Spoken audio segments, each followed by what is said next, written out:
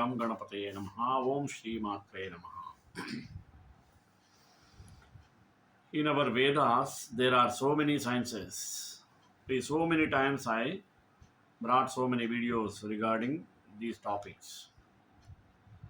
Today I brought the topic of cosmology. That means it is study of universe.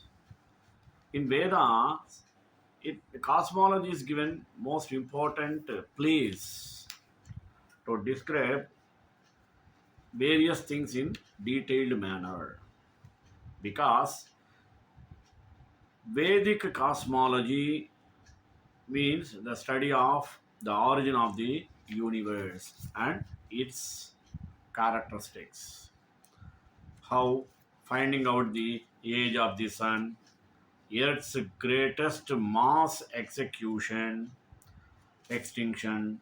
and thinking of the stars, line on other planets, and describing the importance of the deserts, miles under the ocean. In the stratosphere, we can understand the cosmology so easily. The Vedic universe gives us detailed description about the cosmology in detail. Brahma is the first cosmic engineer. That should be explained well, because these are all derived from Vedas. There are 14 sub-planets of our solar system. What are they? Those things should be detailedly explained. So, basing on these things, I want to bring forth you today the topic Vedic Cosmology. Let us go in detail with prayer. Vasudeva Sutam Devam Kamsachanuramardanam Devaki Paramanandam Krishnam Vande Jagadgurum. Cosmology is defined as the study of the origin, purpose, structure, and functioning of the universe. Vedic cosmology gives a vast amount of information about not only the structure of the phenomenal universe as well as we see it, but also a clear idea of the source of the manifested universe, its purpose, and the subtle laws that governs its operation. The fundamental concept that Vedic cosmology is relation and dependence that everything has upon the Supreme Personality of Godhead, Sri Krishna, the source of creation, maintenance, and dissolution of manifested worlds. Although Lord Krishna is ultimate cause of all other causes, his existence is beyond the material energy, and he himself takes no direct part in these activities, but indirectly controls the universe through his delegated expansions and empowered agents in the form of various incarnations and demigods. Pervading the entire science of Vedic cosmology is understanding that the universe is created and maintained by personal activity. This means that behind all apparently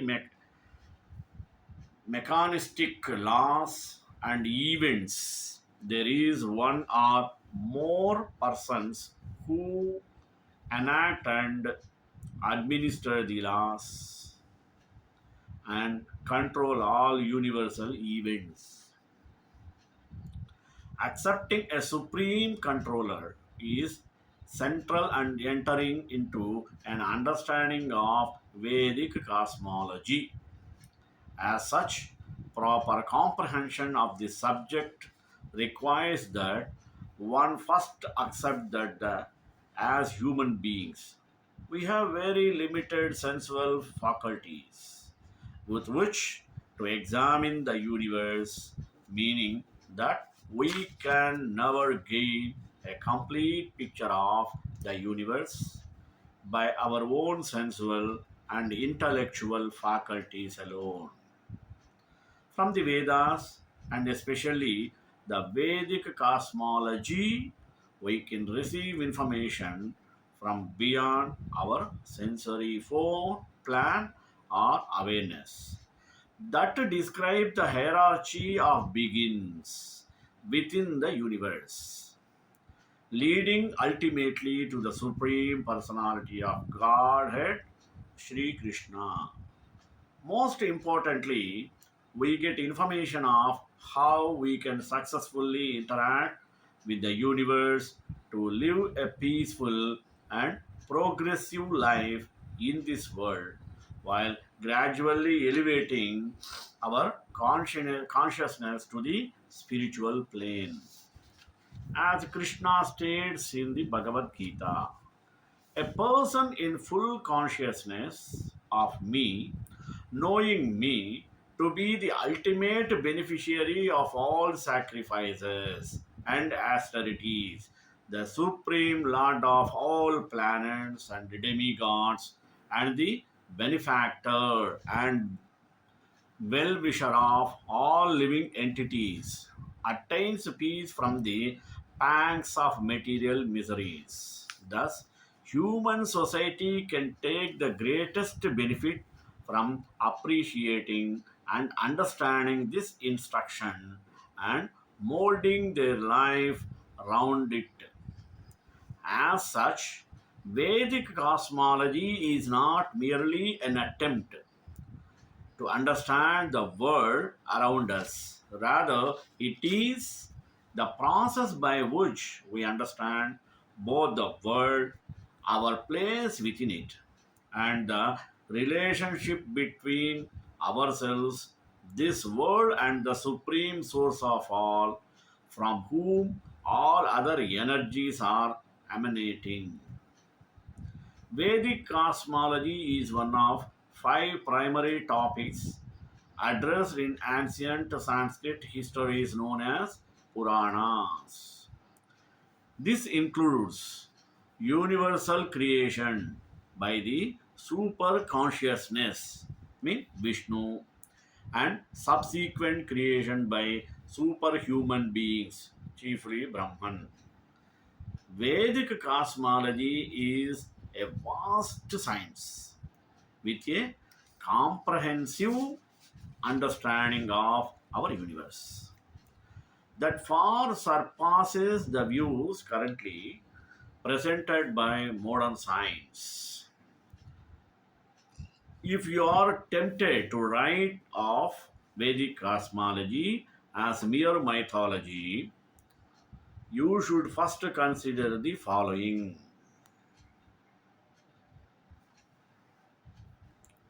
What? First, the origin of the universe. The Puranic date for the Big Bang, the generation of this universe by the super consciousness, is 13.819 billion years ago. The current estimate within the scientific community is 13.801 billion years ago. The age of the sun, according to the Puranas, is 4.5631 billion years. The current estimate within the scientific community is 4.567 billion years ago. Earth's greatest mass extinction. The Permian mass extinction is recorded in the Puranas as happening 251.152 million years ago. The current estimate within the scientific phenomena that have only recently been understood in contemporary scientific circles, such as the sun's future evolution into a red giant and its ultimate explosion into planetary nebulae. The various stages of fetal development of a human infant in the womb, the first appearance of life on earth, the cyclic nature of the universe, the time period for the initial formation of stars within the universe. Billions of dollars and trillions of hours went into these scientific discoveries, each of which was viewed as groundbreaking in its time. But all of this information has been known to the sages of ancient India since many millennia, long before the technological advancements took place, which enabled contemporary scientists to achieve these discoveries through adverse research and experimentation. Line on other planets. The Puranas describe a universe teeming with a variety of life. This goes against the notion that our human race is the only sentient life in space. In the Bhagavad Gita, it is said that living beings are sarvagata, they are everywhere. As consciousness, not matter, is a fundamental building block of all existence. It makes sense that conscious life would be found all over the universe. On this planet Earth, life forms have been found in even the most extreme of conditions. First, in the desert. The velvet muscite. Musquite is a shrub native to Arizona's Sonoran Desert, where the annual rainfall is as low as 3 in per year. It survives by shooting its roots more than 160 feet underground. Another desert plant, the creosote bush, survives by cloning itself. One bush in California's Mojave Desert is estimated to be 11,700 years old, miles under the ocean. The night marsh fangtooth is a deep sea aquatic whose habitat is around 6,500 feet beneath the ocean's surface, where temperatures are below 32 degree Fahrenheit and the water pressure is 3000 plus psi in the stratosphere. Ruppel's griffon vulture is the highest flying bird on modern record, with a top flight on 37,000 feet. They can spot carrion on land from thousands of feet in the air. The Puranas describe our universe as consisting of three major planets, which are divided further into 14 subdivisions. Each region of the universe is inhabited by different types of living organisms that possess a body suitable for their environment.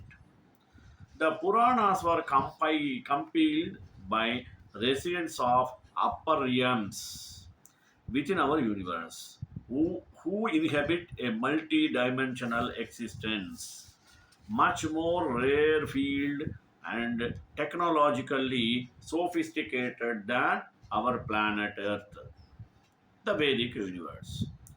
Taking the plan of the ecliptic and extending it to the edge of our solar system, the Puranas describe that our Earth planet sits within the universe in the middle of these 14 subplans with six higher realms and seven realms below. The famous TV series Cosmos astronomer Carl Sagan admits that the Vedas of India are the only ancient texts in which the time scales correspond to those of modern scientific cosmology. In addition, the well known Harvard professor Alan Watts applauded the Vedic point of view for its advanced concepts in physics and space time. To the philosophers of India, however, relatively is no new discovery, just as the concept of light years is no matter for astonishment to people used to think of time in millions of kalpas. Brahma, the cosmic engineer. Brahma is the first created being within the universe. He is like the CTO of the cosmos, and he possesses a body composed of information. Brahma is given a blueprint for creation by Vishnu, and based on this information, he proceeds to create the universe in accordance with natural laws. Due to time dilation, Brahma has an experience of time that vastly differs from that of people on earth. The lifespan of Brahma is mere 100 years, and yet these 100 years last 333 trillion years of the human race. Each day of Brahma is 4.32 billion of our human years, or the equivalent of 1000 kalpas, also known as yuga cycles. At present, we have recently the Bhagavad Gita. We find a brief description of Brahma and his role in the unfolding of the universe. By human calculation, 1,000 ages taken together form the duration of one day of Brahma, and such also is duration of his night. At the beginning of a day of Brahma, all living entities become manifest from the unmanifest state, and thereafter, when the night falls, they are merged into the unmanifest again and again. When the onset of a day of Brahma arrives, all living entities come into being, and with the arrival of Brahma's night, they are helplessly annihilated. Let us have the 14 subplants of our solar system. The Bhagavad Gita, the Bhagavata Purana provides a detailed account of how Brahma divides our solar system into 14 layered plans of existence or lokas for the various forms of life. Our Earth planet sits in the middle, Madhyama Loka it's called. And there are 6 planets above and 7 below. Below is a top down view of the 14 lokas. Let us have in detail. Satya Loka. This is the plan of existence of Brahma and other highly elevated beings. Tapoloka. This is a plan directly below Satyaloka, which is home to perfected yogis, not an ordinary, well trained. Janaloka.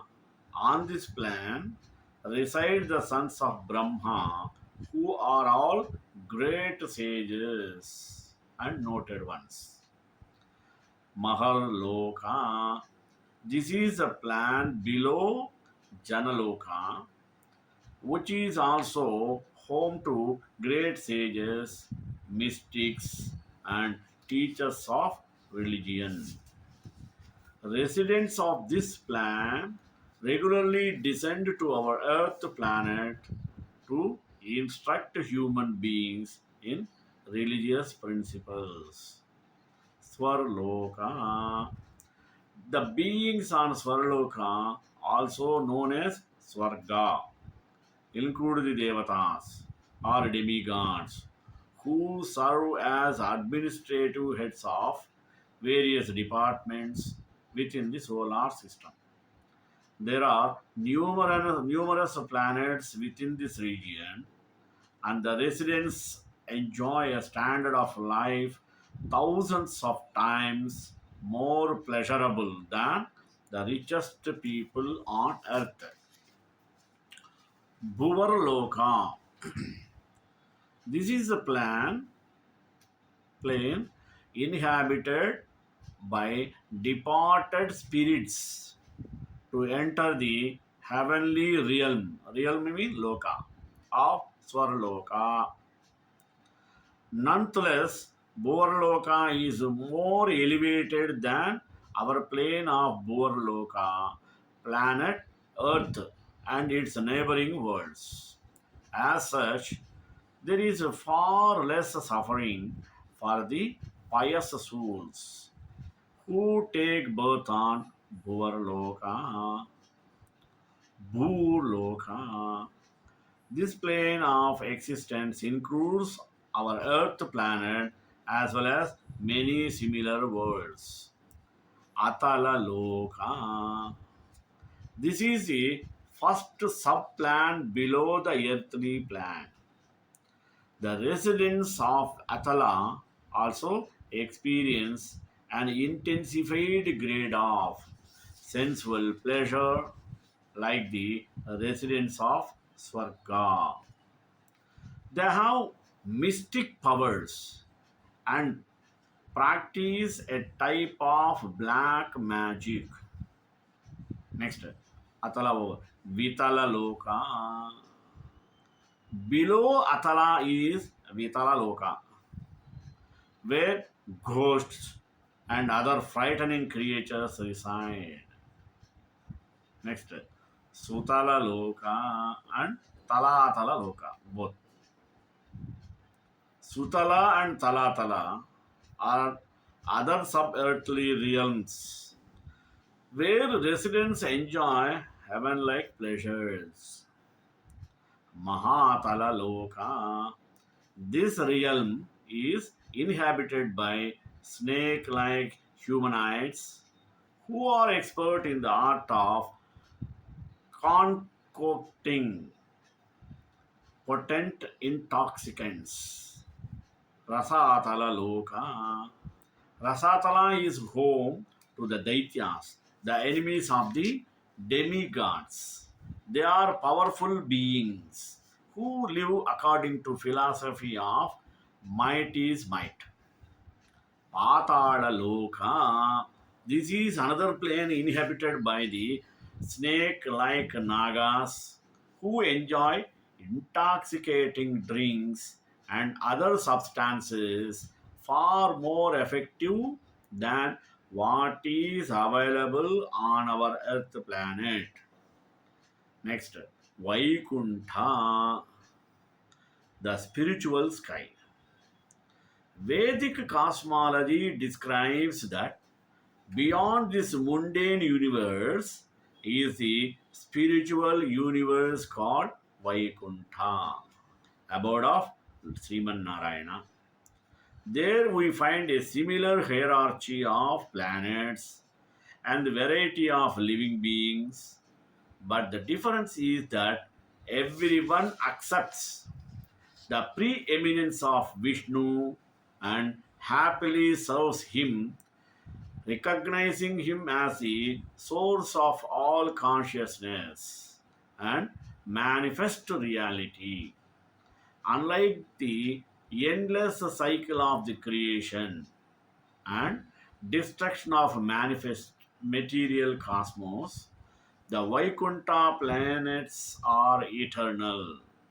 The inhabitants there never experience birth, disease, old age, or death. This is a chief distinction between matter and spirit.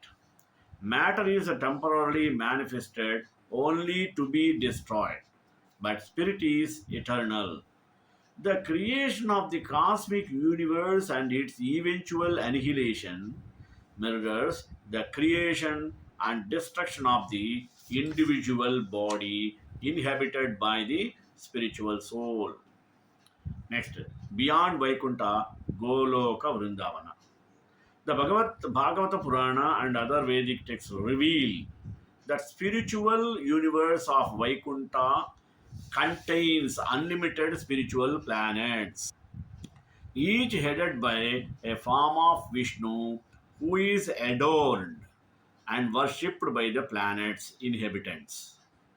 The competition for power, influence, and fame that goes on here on earth is an attempt by the living being to imitate the all powerful status of Vishnu. However, such attempts are always doomed to fail, for the living being cannot withstand the force of time culminating in death. Beyond this unlimited spiritual universe filled with Vaikuntha planets, at the very apex of existence, in the spiritual planet of Goloka Vrindavana, home to the original super conscious person, Lord Sri Krishna. According to the Vedas, Krishna is the ultimate origin of Vishnu. And in Goloka, Krishna enjoys supremely sweet activities of love with his many devotees. The Puranas contain many historical accounts of the history of our universe. The most common cosmological conception of lokas in the Veda was that of the Trilokya or triple world. Three worlds consist of earth, atmosphere, sky, and heaven, making up the universe. The 40 lokas are Satya, Tapa, Jana, Maha, Swar, Bhuvar, Bhu, Atala, Vitala, Sutala, Talatala, Pahatala, Rasatala, Patala. During each pralaya, the lower 10 realms, mean lokas, are destroyed, while the higher 4 realms, including Satyaloka, Tapaloka, and Maharloka, are preserved. During each Mahapralaya, all 14 realms are destroyed. The concept of multiverses is mentioned many times in Hindu Puranic literature, such as in Bhagavata Purana. Every universe is covered by 7 layers: earth, water, fire, air, sky, the total energy, and false ego, each 10 times greater than the previous one. There are innumerable universes besides this one, and although they are unlimitedly large, they move about like atoms in you. Therefore, you are called unlimited.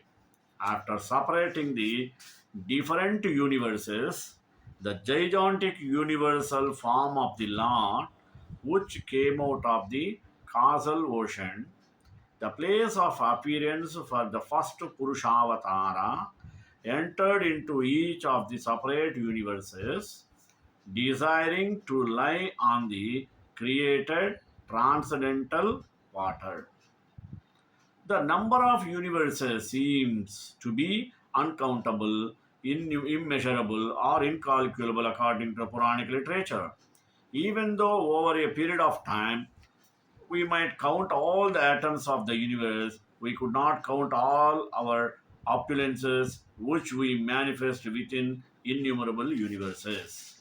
Yoga Vasista, the text which states the conversation between Vasishta, a Rigvedic teacher, and various gods, and Kakbhushundi, a creature, Kakabhushundi, which stands outside of normal time and sees all. It recounts the cyclical nature of time, where Kakabhushundi has seen Ramayana 11 times with different outcomes and seen Mahabharata 16 times with different results. But after seeing Dakshayajna twice, he did not either care to see again or saw no point to seeing anymore, as it ended the same way each time.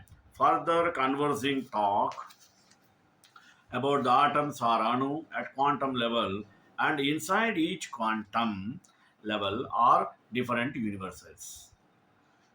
A sorrowful queen is shown that her husband is still alive in one of the quantum or atomic universes and ruling wisely, and is given the option to join him there. The Hindu Dharma is the only one of the world's great faith dedicated to the idea that the cosmos itself undergoes an immense, indeed an infinite, number of deaths and rebirths. It is the only dharma in which time scales correspondent to those of modern scientific cosmology. Shrekantai Kalyananade Nadedram Sri Venkatanivasaయ Srinivasaయ Mangalam Mangalasasana Madacharya Purogamai Sarvesha Purve Acharya Satkrutayastu Mangalam.